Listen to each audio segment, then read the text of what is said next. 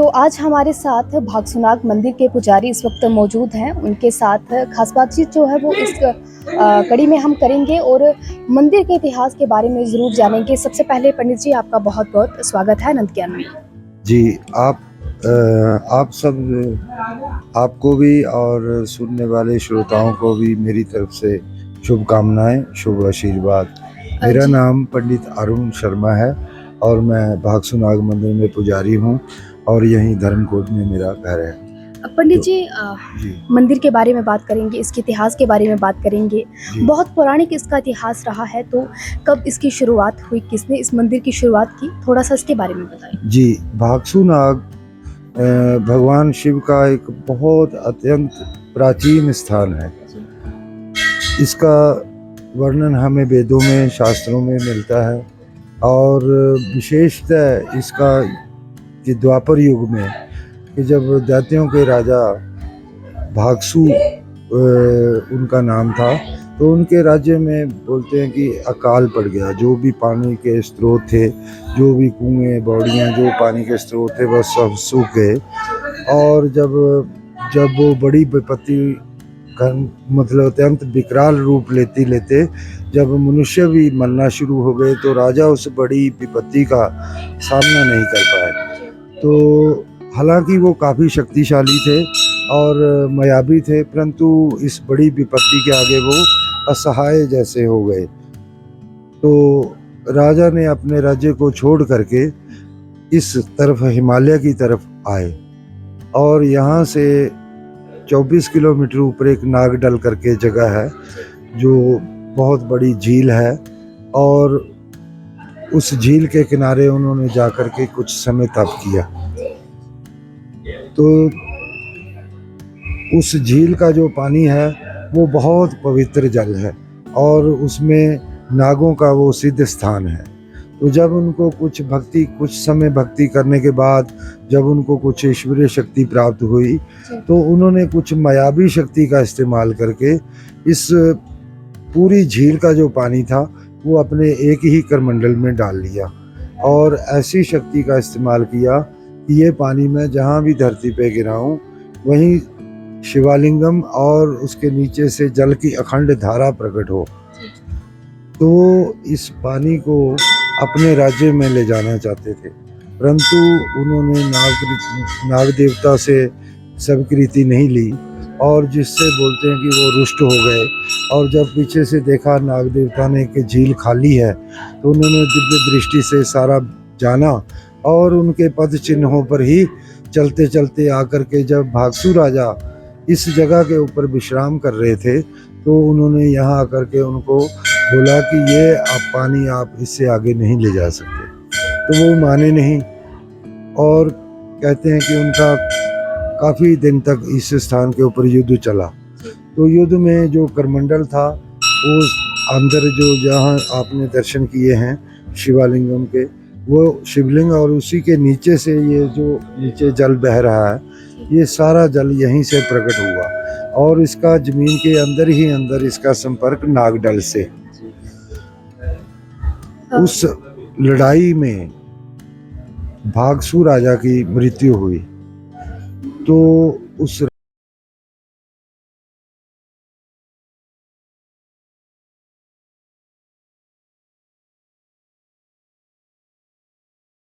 अपने मायावी शक्ति का इस्तेमाल किया, जिस कारण से ये दंड आपको लेना पड़ेगा। परंतु वरदान के रूप में एक तो आपके राज्य का अकाल खत्म हो जाएगा और दूसरा ये जगह मेरे नाम से पहले आपका नाम लेके प्रसिद्ध होगी।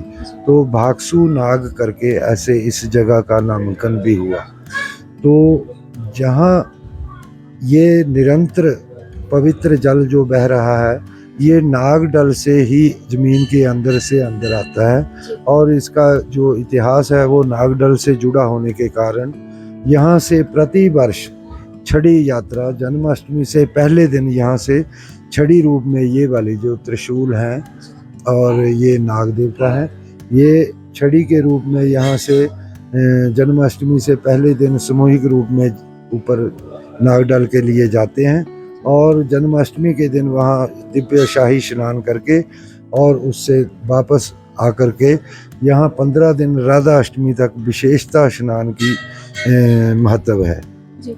पंडित जी, मंदिर से लगभग 600-700 मीटर की दूरी पर एक भागसुनाग झरना भी मौजूद है। जी जी उसके बारे में थोड़ा-सा बताएँ। जी जी, मैं उसके बारे में, वो जल जो है वो एक एक पहाड़ से एक वाटरफॉल के रूप में प्रसिद्ध है। तो वो कोई इतना वो जल महत्व नहीं रखता, वो देखने के लिए रमणीय सुंदर है। और उसके लिए सुंदरता के लिए इसको भी, ये इस मंदिर को, भागसुनाग मंदिर को 2006 में इसको सरकार ने अपने अधीन लिया और तब से ये निरंतर प्रगति के पथ पर अग्रसर है। मतलब आप देख रहे हैं, ये पुराने जो बिल्डिंग थी उनको ये नए रूप में परिवर्तित कर रहे हैं। अंदर भी आपने विशेष भक्तों द्वारा स्नेह से अंदर भी उन्होंने चांदी का पूरा वो किया है। तो और प्रशासन भी हमारे पूरे सहयोग में इस बार बाकी गत वर्षों की तरह उस ज़्यादा टूरिस्ट आए और ये प्रसिद्धि ज़्यादा होते होते आज इस स्थान को विश्व के मानचित्र पर आप देख सकते हैं। तो हमें सफाई के, जैसे नगर निगम का भी पूरा सहयोग रहता है, तो उसमें उनके द्वारा जो भी सफाई का विशेष देखा जाता है। और क्योंकि बाहरी नज़दीकी पंजाब, दिल्ली, मतलब यूपी, इस तरफ के ज़्यादा, पंजाब के विशेषता ज़्यादा आते हैं तो टूरिस्ट। तो हम सब भक्तों से भी निवेदन करते हैं कि ये इनकी प्राचीनता और इनकी दिव्यता, सुंदरता बनाए रखें। और जितना सुंदर ये प्राकृतिक ने हमें दिया है, हम उतना ही इसको अगर मेंटेन रखेंगे तब भी हम बहुत एक सौभाग्यशाली मानेंगे। जी, पंडित जी, आपने अभी ज़िक्र किया कि जो टूरिस्ट हैं वो यहाँ पर आते हैं। जी भागसुनाग जो है वो पर्यटन की दृष्टि से काफ़ी महत्वपूर्ण है। जी तो अगर साल की बात करें तो कितने टूरिस्ट जो है वो साल भर में यहाँ पर पहुँच जाते हैं, या मंदिर परिसर की बात करें तो कितने श्रद्धालु जो हैं साल भर में यहाँ पहुँचते हैं? देखिए, इस समय तो इनकी लगभग लाखों में ही हो गई है। और दिन प्रतिदिन ये प्रगति बढ़ने के उसमें रहते हैं, बढ़ रहा है। और जितने मैं पहले 2000 से पहले यहाँ इतने टूरिस्ट नहीं देखता था, धीरे धीरे अब ये विश्व के मानचित्र पर, और विशेषता मीडिया का भी बहुत योगदान रहता है कि जो जगह के बारे में बिल्कुल वास्तविक जानकारी के साथ उनको अपना वो देते हैं ज्ञान के रूप में। और इतने प्राचीनता, इतना दिव्य मंदिर होने के और प्राकृतिक के सौंदर्य पूर्वक सब तरह का जो भी प्रकृति हमें दे सकती है वो दोनों हाथ से हमको वो दे रही है। लेकिन हम उसके साथ साथ कुछ चीज़ें, बुराइयां भी साथ साथ में आती हैं। तो कुछ प्रशासनिक कुछ जो कड़क रखना, थोड़ा नियम पालन का, इनको समय समय पर अवगत कराना।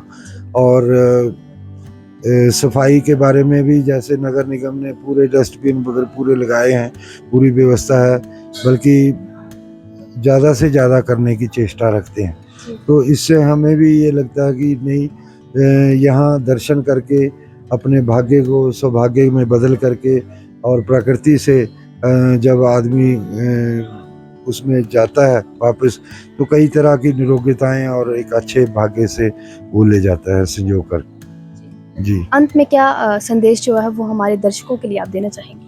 जी, मैं आपके माध्यम से सबको प्रेम सौहार्द से यही विनम्र प्रार्थना करना चाहता हूँ कि मानवता के नाते जितना अच्छा कार्य आप जिस स्थान के ऊपर ही हैं, वहाँ भी आप जो भी स्थान अच्छा समझें अपने नज़दीक, सफाई का हो और प्राकृतिक जो चीज़ें हमारी बहुत लुप्त हो रही हैं उन चीज़ों को, जैसे अभी बरसात आएगी तो हमारे बुजुर्ग जो थे वो बहुत से पेड़ पौधे लगाते थे, सब जगह लगाते थे, रास्तों के किनारे लगाते थे, कुएं बाड़ियों के नज़दीक लगाते थे, स्कूलों के पास लगाते थे। तो वो चीज़ें हमारी कुछ लुप्त हो रही हैं, तो उनको हम जन जन के माध्यम से ही उसको जागृत कर सकते हैं। और विशेषता आपका भी बहुत उसमें सहयोग रहता है कि आप इस तरफ थोड़ा सा ज्ञान उनको देते रहें या उनको प्रोत्साहित करते रहें कि आप जो प्राकृतिक जो पेड़ पौधे हैं उनको आप संजोइए, उनको और बढ़ाने के उसमें लगाइए। तो ऐसी चेष्टाएं समाज अगर करता है तो मैं कहता हूँ कि मानवता, एक सभ्यता, एक हमारी नया जो टेक्नोलॉजी मशीनी युग भी है उसको भी सार्थक कर पाएंगे जी।